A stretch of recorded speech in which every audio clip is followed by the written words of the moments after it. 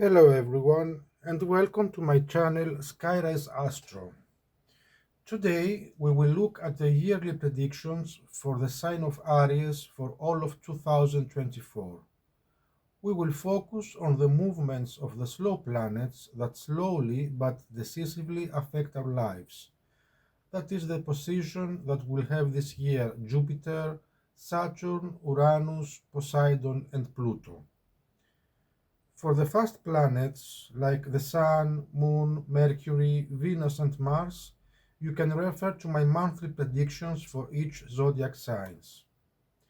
I invite you to refer to this video during this year to see how much these predictions are coming true and how the slow-moving planets are slowly but surely affecting your life.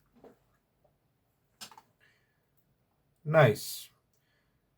So let's start with the position of Jupiter this year.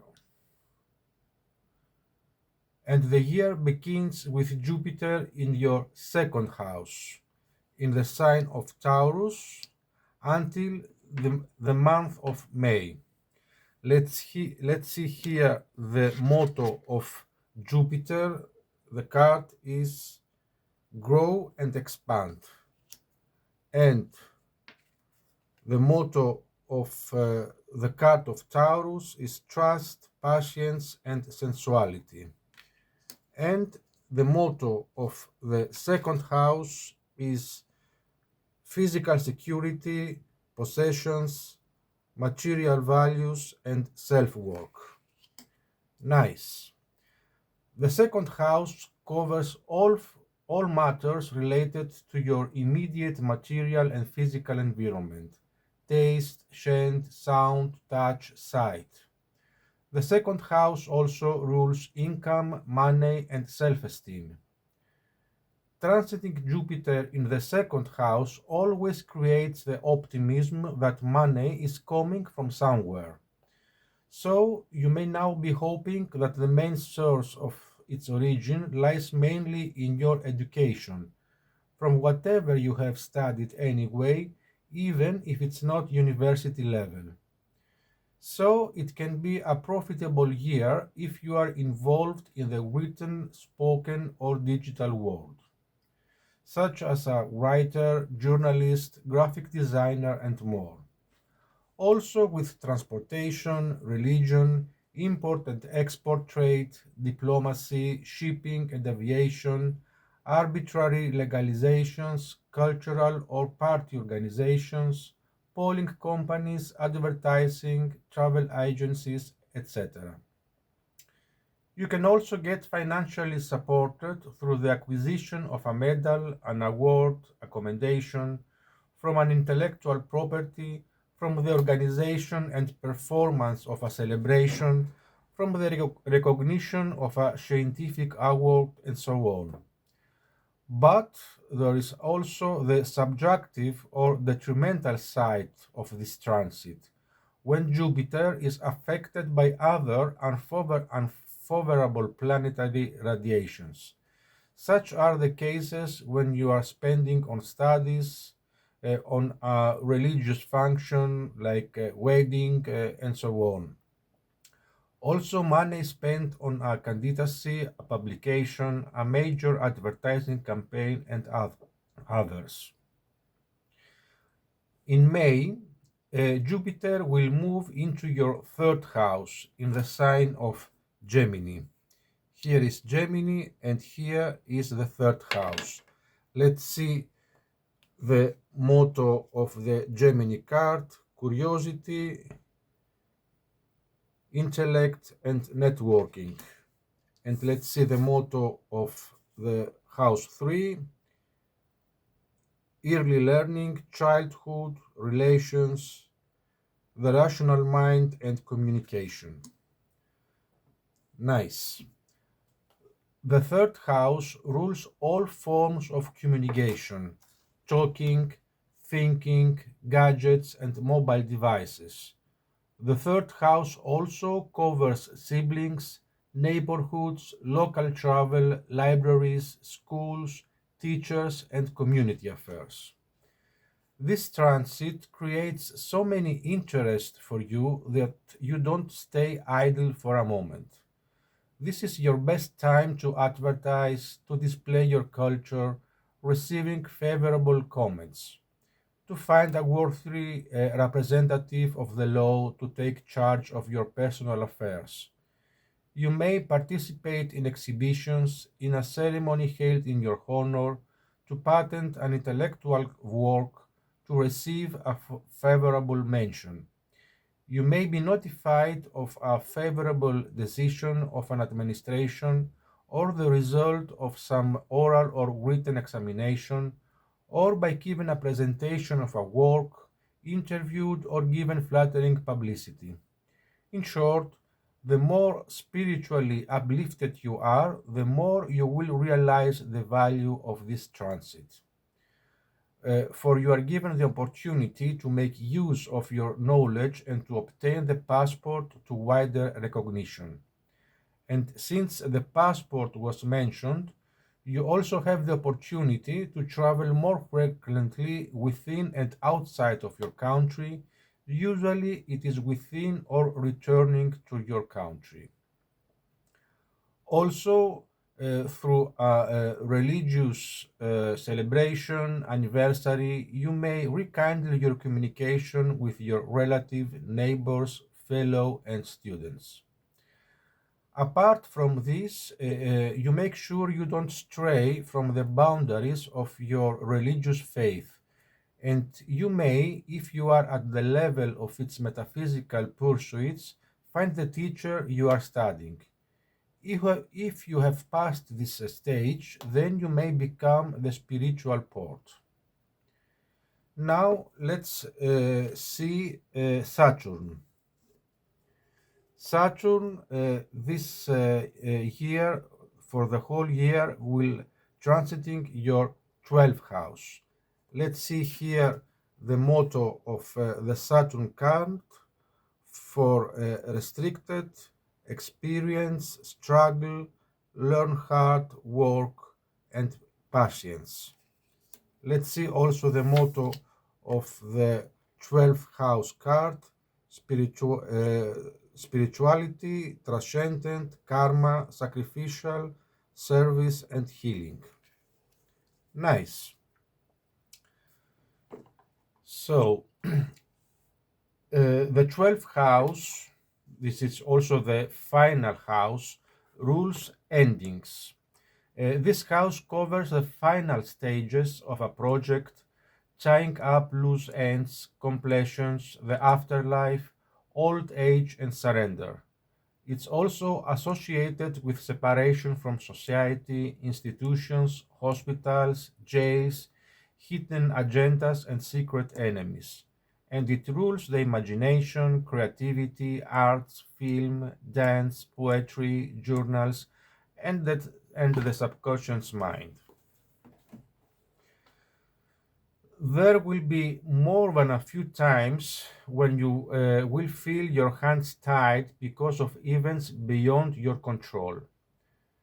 The cause may come from you, but it may, and this is most likely, come from others, either from people in your social, professional environment, or from people who exercise, even indirectly, some influence on you.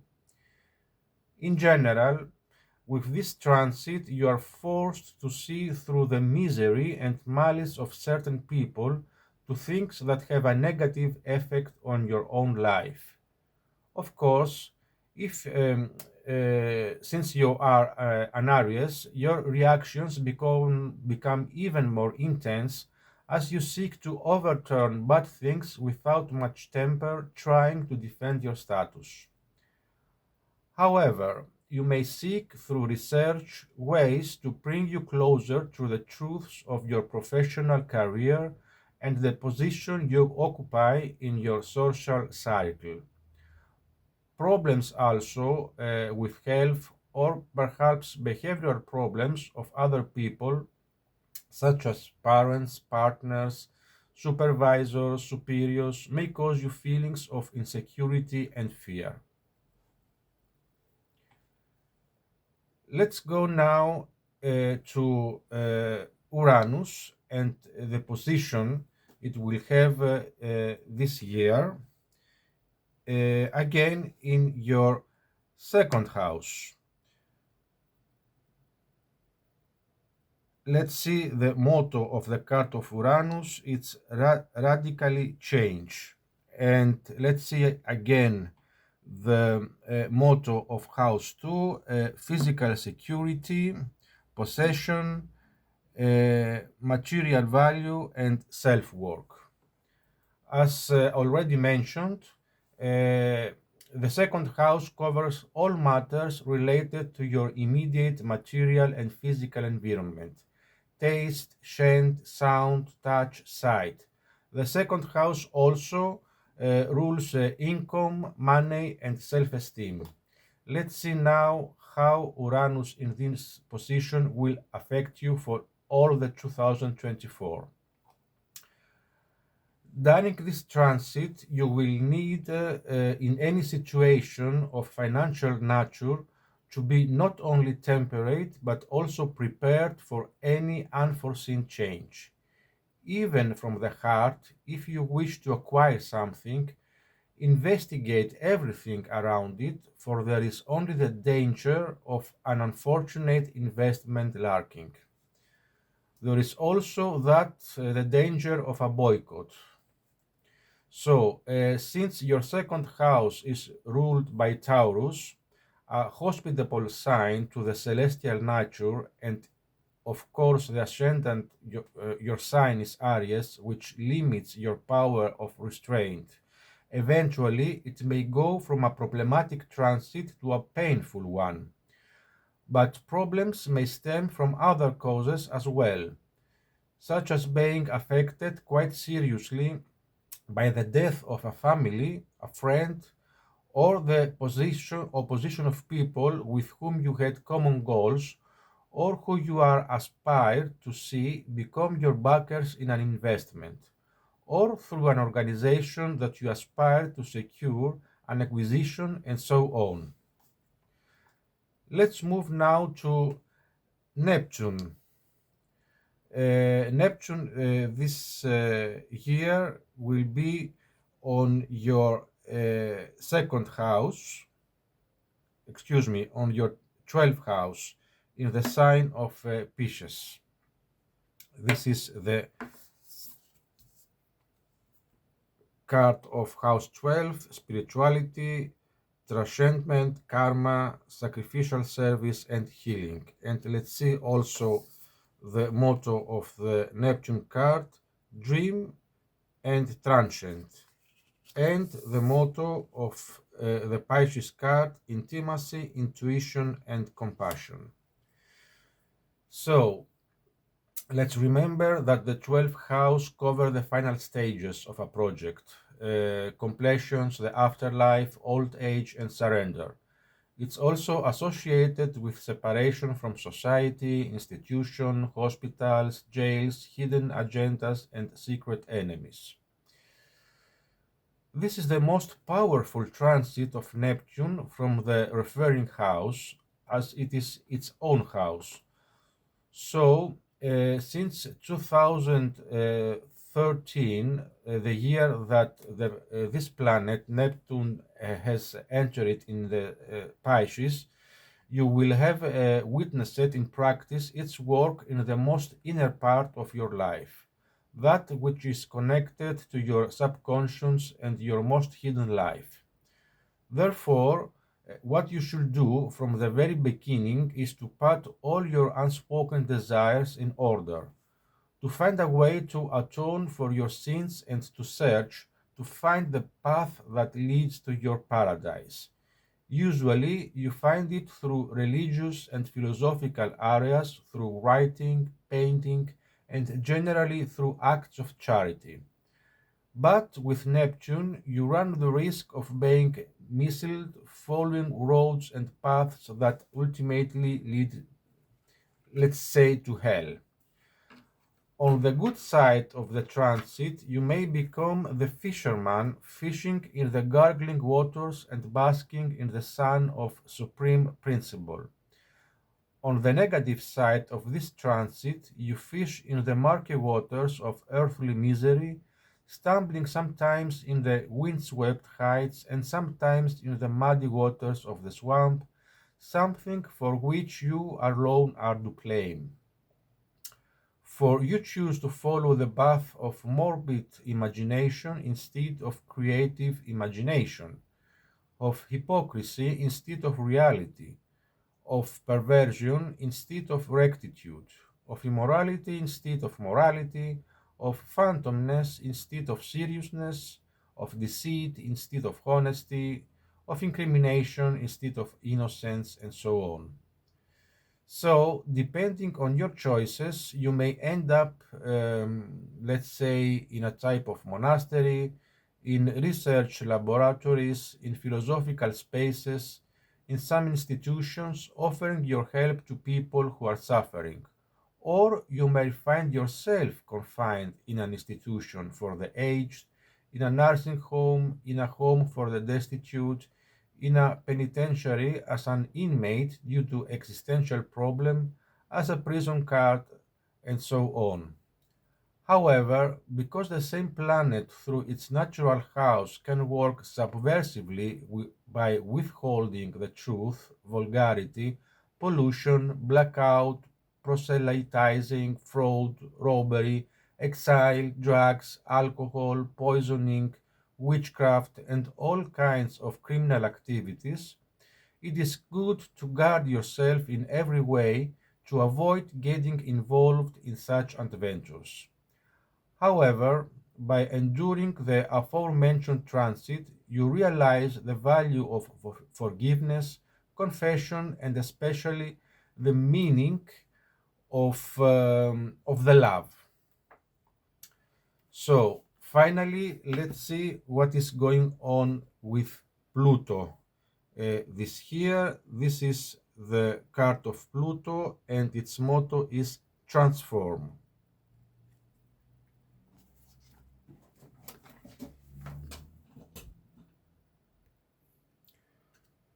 Pluto is in the sign of Capricorn since 2006, and this will be its last year that is affecting your life under the sign of Capricorn. Here is the card of Capricorn. Let's see also the motto: ambition, realism, and methodical steps. So, in Capricorn, Pluto will transit until the end of January, and again from September until the end of November 2024.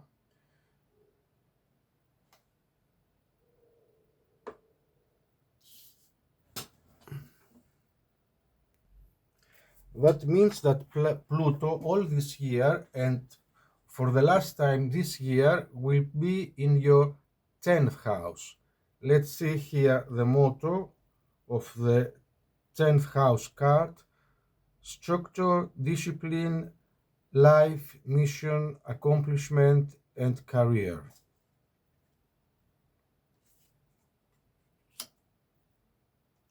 Okay, so the 10th house is at the very top and the most public part of the chart.